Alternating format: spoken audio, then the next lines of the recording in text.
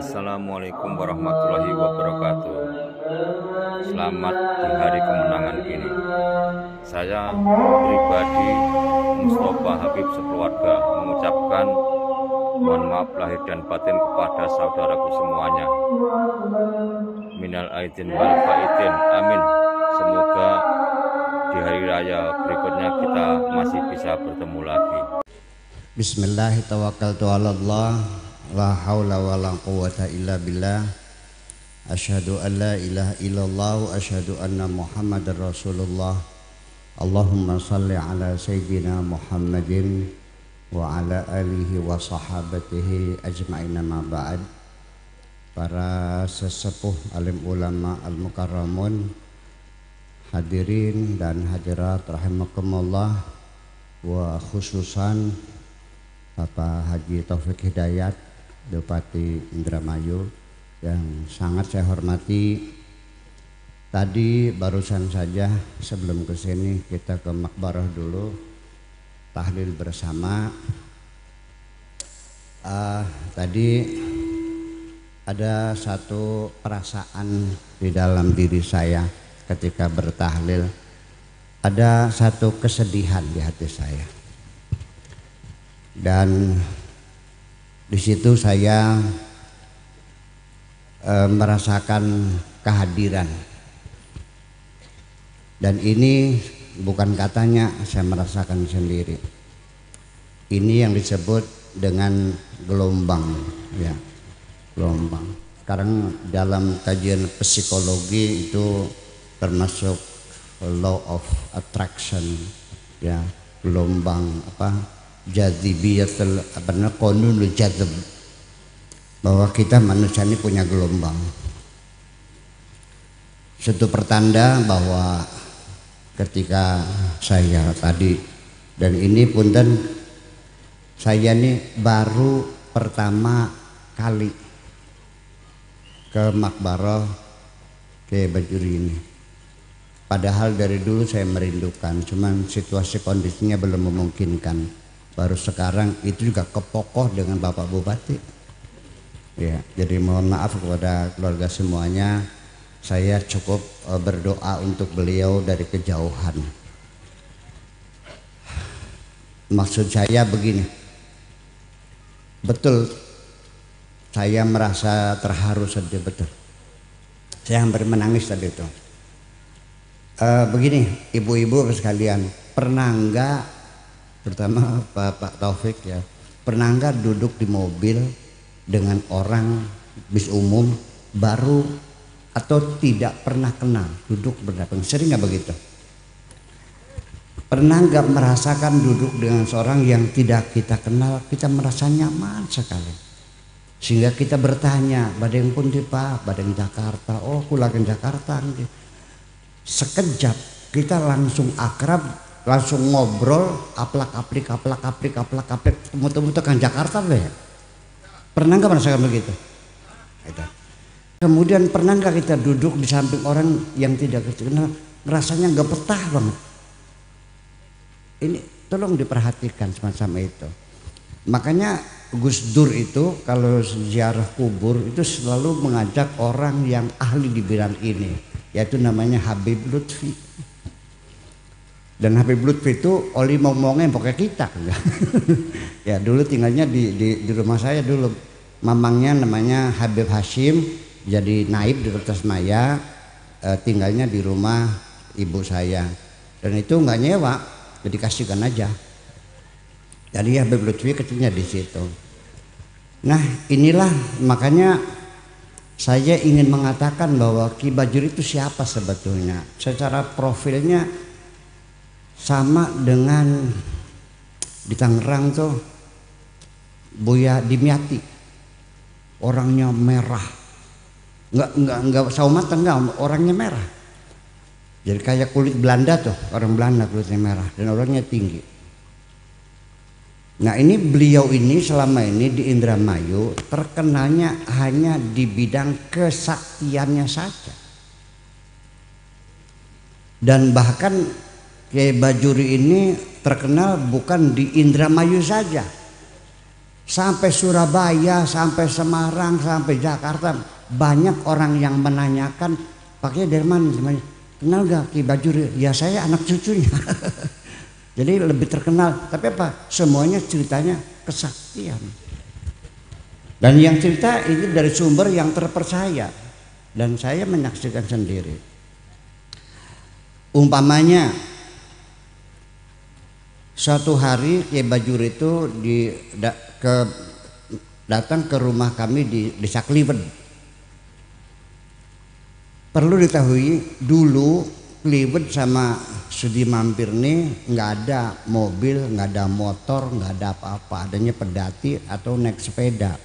Saya sendiri kalau kesini naik sepeda itu dua alternatif, anak kalane kitanya nunggang sepeda atau sepedanya nunggang kita. Artinya mungkin dinaikin, mungkin jadi dipanggul. Paling sudah mulai Gadingan sana, sudah kebo, jalannya kebo. Masih ingat gak? Nah itu dia. Nah pas menjelang maghrib, Ki Bajuri permisi pulang. Ini cerita ibu saya dan bapak saya.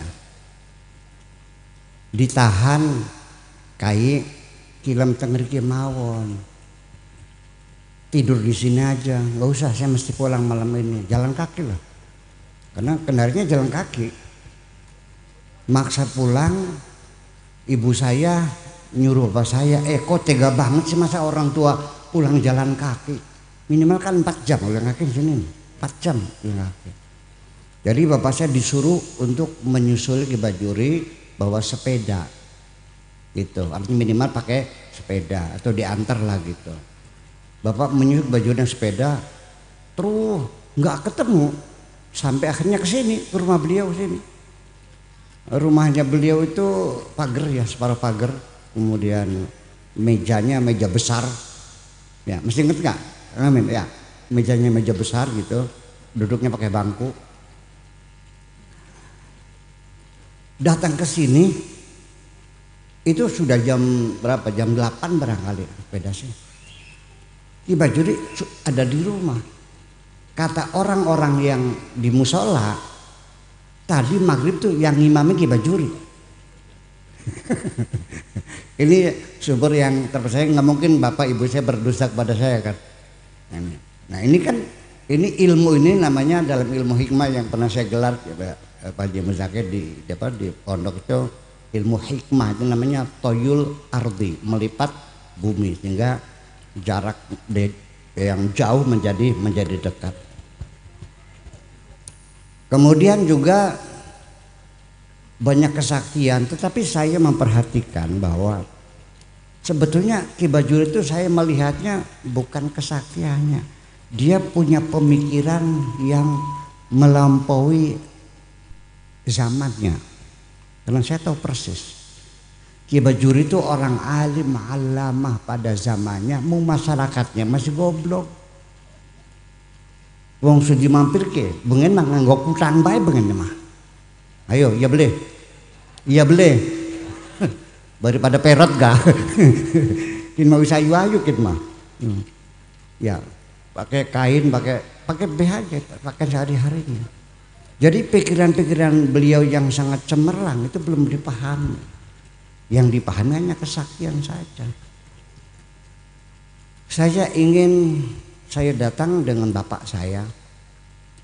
Di samping itu juga banyak tamu datang dan selalu doanya sama, yaitu Allahumma sakhir wa mayyil.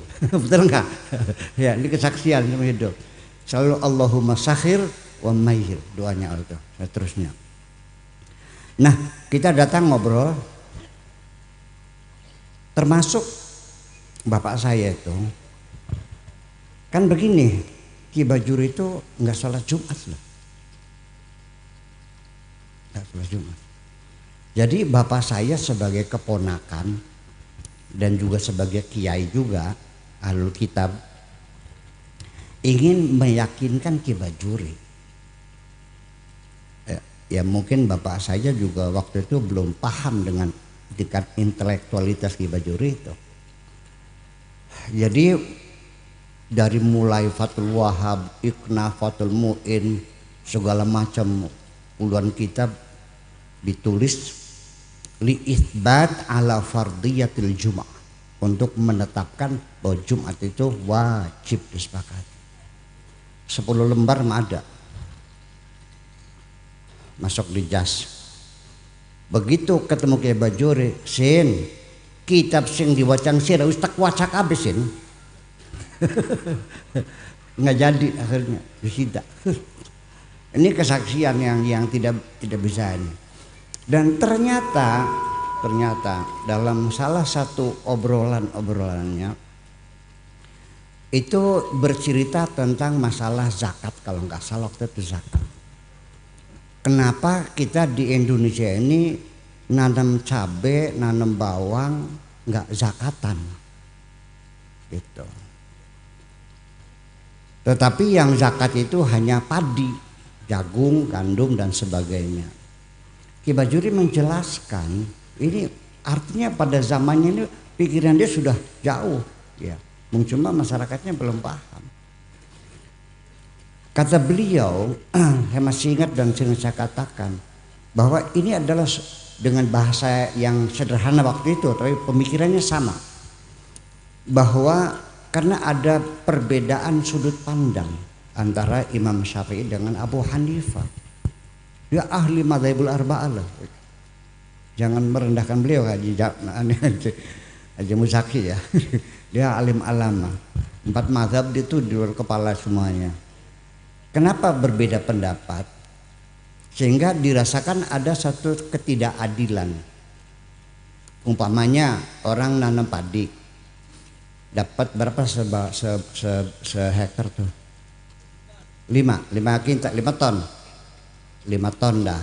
1 ton berapa? 5 juta dah. Berarti 25 juta. Orang nanam cabai pas satu kilonya 120.000. Sehingga dia mendapatkan uang sampai 300 juta. Kenapa penghasilan 25 juta wajib zakat, yang 300 juta kenapa tidak wajib zakat? Ini karena ada 2 sudut pemikiran. Ya beliau sih bilangnya tidak dengan bahasa keren sekarang ya. Artinya karena pandangan matanya sejen. Sudut pandang itu pandangan sejen. Jadi Imam Syafi'i mewajibkan zakat itu karena dilihat dari sudut pandang strategi pangan. Bahwa yang penting manusia bisa aja hidup itu harus ada makanan pokok. Jadi syaratnya makanan pokok dan juga bertahan lama. Seperti jagung, gandum dan beras atau sagu barangkali. Termasuk kismis juga yang bertahan lama. Nah, karena bagaimanapun Imam Syafi'i melihat bahwa kewajiban zakat itu adalah dalam mengimplementasikan keadilan sosial. Ya kan begitu, atau zaman sekarangnya zaman bengen mah beraya nurip lah gitu. Jadi kalau orang itu sekalipun punya cabai 10 ton, kalau nggak punya beras mampus nggak? Jadi strategi keamanan pangan demi kelangsungan hidup. Itu makanya yang tidak bertahan lama baik cabai bawang nggak wajib zakat. Nah tetapi Imam Syafi'i karena dia itu orang kota, orang metropolitan dan juga sebagai pelaku bisnis, maka melihat zakat ini dari sudut pandang keadilan sosial, bukan dari keamanan pangan. Makanya kata Imam Maliki, zakat itu ya apapun yang keluar dari tanah,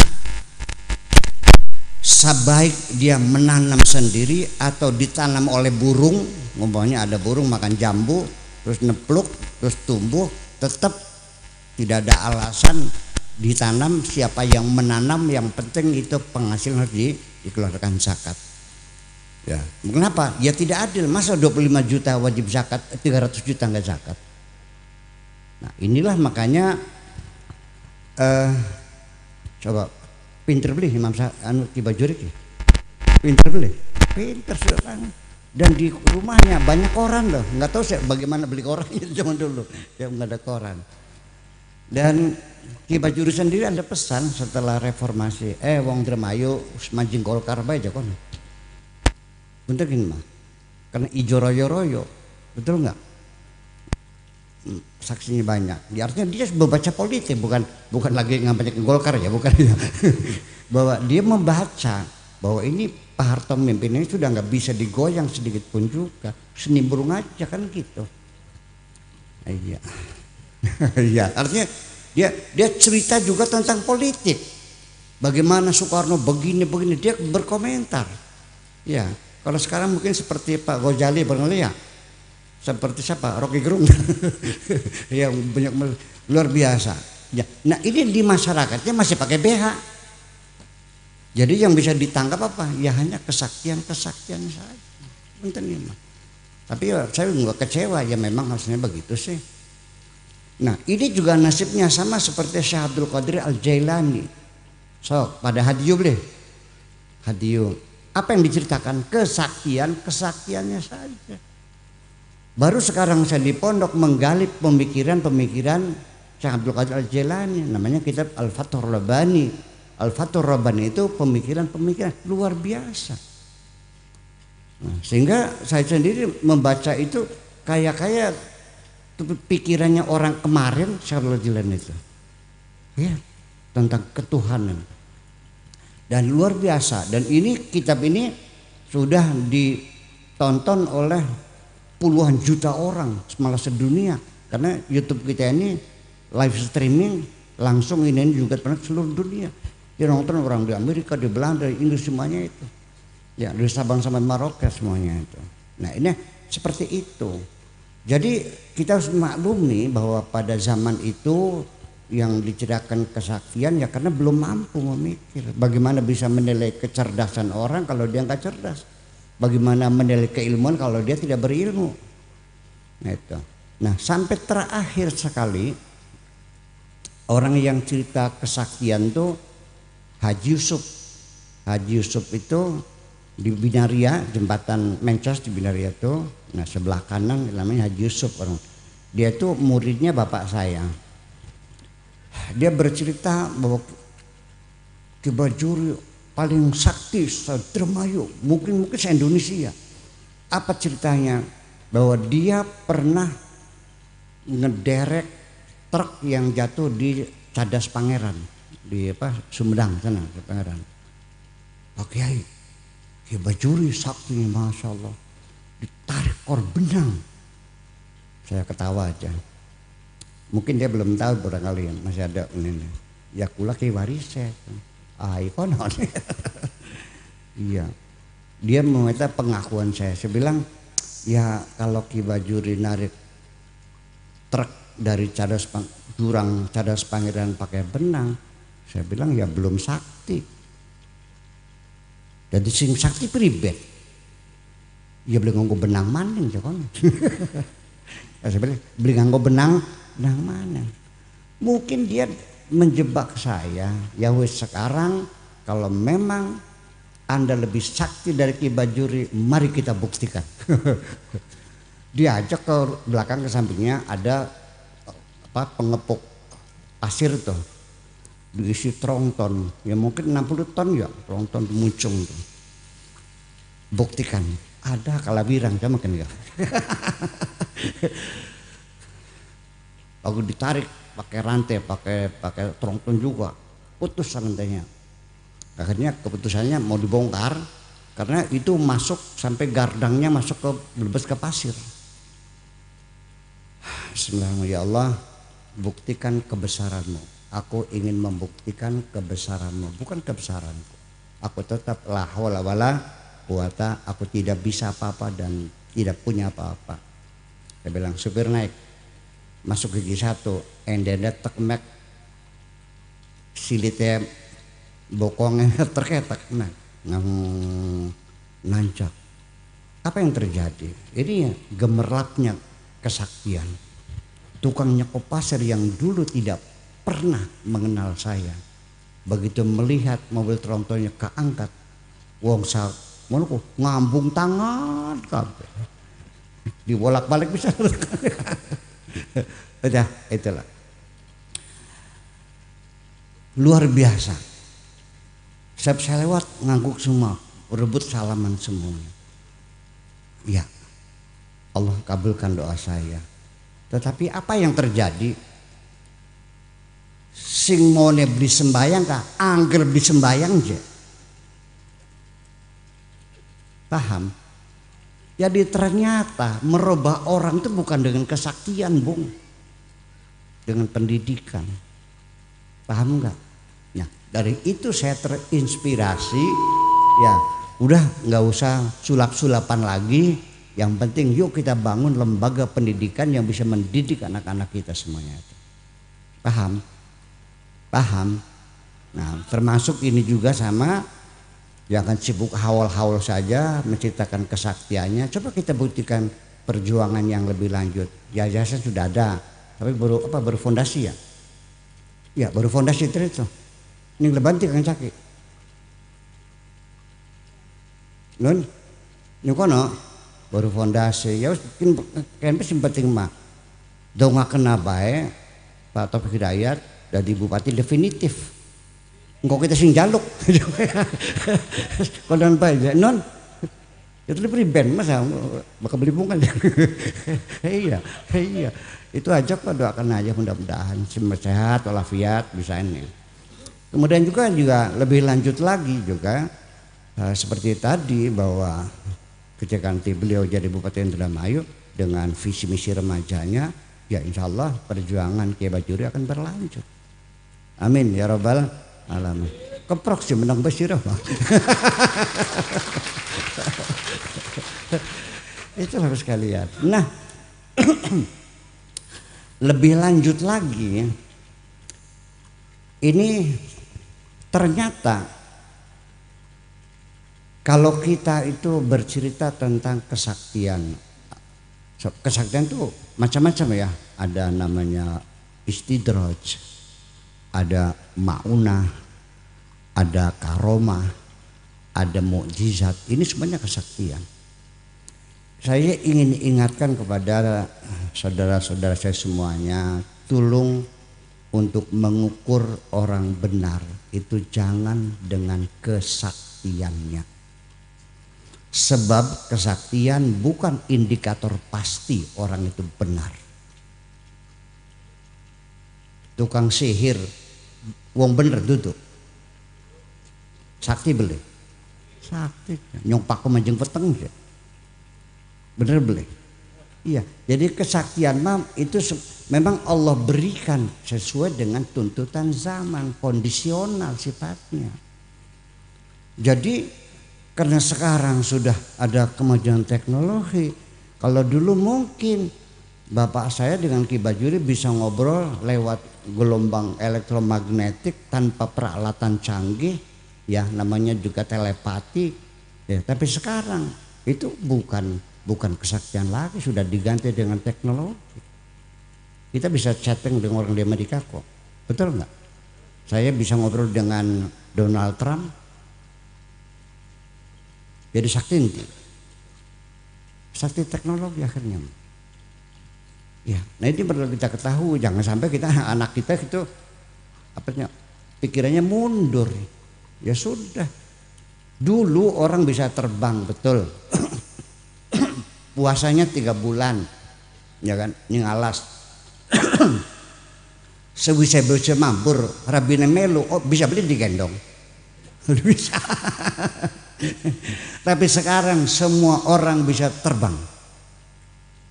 Ya, hanya 21 juta bisa umroh bolak-balik. Iya kan? 21 berapa? 5 ton ya? 5 ton bisa terbang. Semua orang. Bukan hanya gendong. Sekali angkut ini Boeing 747 ini itu bisa ngangkut 400 orang dengan bagasinya sekali terbang. Ayo sakti ente. Nah ini Al-Quran ini diturunkan ini untuk menggantikan peradaban di akhir zaman yang lebih mengandalkan pada teknologi.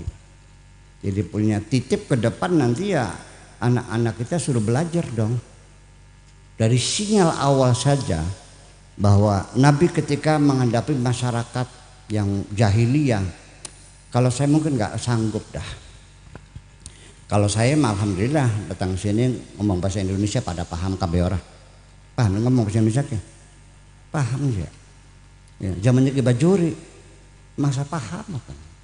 Yang saya aja tahun 68 9 kalau di kertas semayang mau pakai bahasa Indonesia ditinggal pergi, bu orang ngerti aja. Mana ngomong Melayu keding udah ngerti. Baru bulannya kemarin saya ngaji di salah satu desa terbelakang lah di Indramayunya. Pak Kiai nganggo bahasa Jawa aja Pak Kiai. Aduh ya. Ini tolong dicatat oleh Bapak Bupati. Jadi masih ada masyarakat yang belum bisa berbahasa Indonesia, perlu dicatat ini. Yang buta huruf juga masih banyak kok. Ya. Nah itulah makanya ke depan kita harus lebih mengedepankan persoalan yang teknologi. Dan selanjutnya dengan kemajuan teknologi ini tidak bisa tidak kita mendapat tantangan. Nah para ulamanya karena tidak mengerti teknologi, jadi akhirnya menyelesaikan masalah cukup dengan 2 kata, bagaimana hukumnya. Nah, muncul HP, bukannya bertanya bagaimana cara membuatnya, bagaimana cara kerjanya, begitu enggak. Bagaimana hukumnya, kelar kita kemarin ini. TV haram, radio haram, mikrofon haram. Ada enggak begitu? Ada. Ini Al-Quran menginstal HP ini ada instalan Al-Qur'annya. Lalu bagaimana hukumnya kalau kita ke WC bawa HP? Pertanyaan apa aja? Ini pertanyaan menunjukkan kebodohannya. Orang apal Quran. Ada ngising beli. Paham. Lebih paham kan? Ya itu persoalannya. Ini kita juga punya memori sama. Memori ini jauh, ini yang sebagian kecil memori ini unlimited, berapa tera nggak tahu.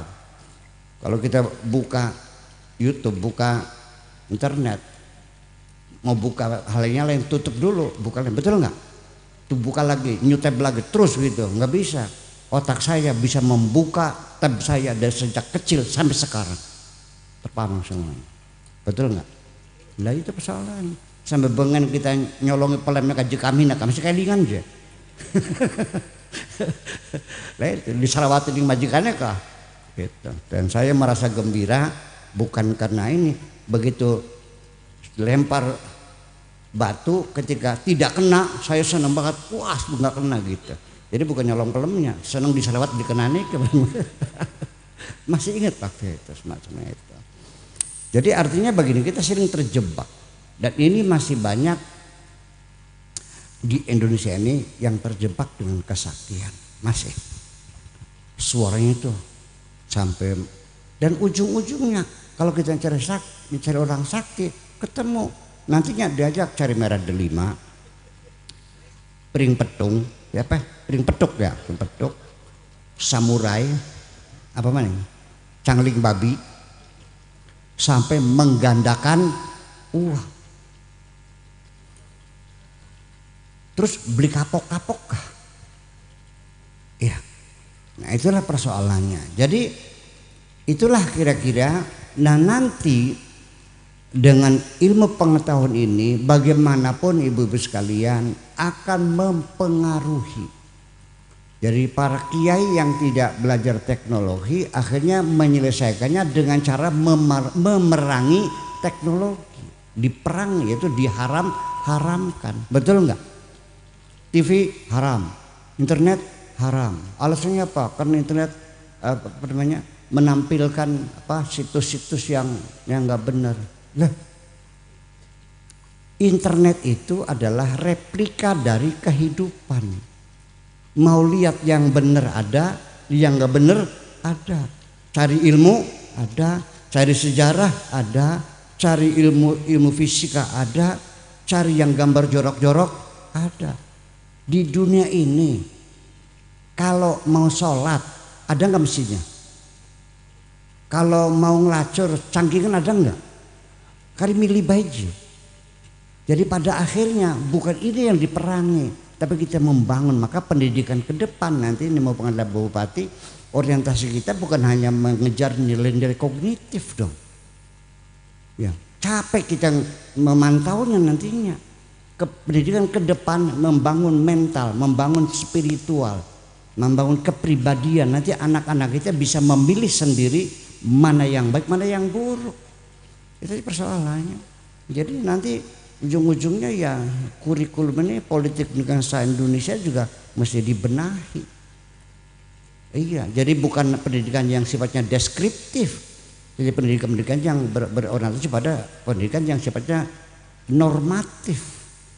Ya sekarang kita lihat, benar sekali buka-bukaan aja deh. Ini bukan kritik lagi cerita biasa aja. Pendidikan yang dilakukan di sini di Indonesia itu tidak dikaitkan dengan kebutuhan bangsa, dengan kebutuhan untuk mengisi kekosongan di bidang apa dalam pembangunan kita. Kita menganut pendidikan liberal. Selesai kuliah tidak ada urusan nanti dapat kerja atau tidak. Bidang-bidang pembangunan yang kita kekosongan terpaksa pinjam dari luar negeri. Kenapa? Mungkin sudah saatnya ke depan politik pendidikan kita dirubah.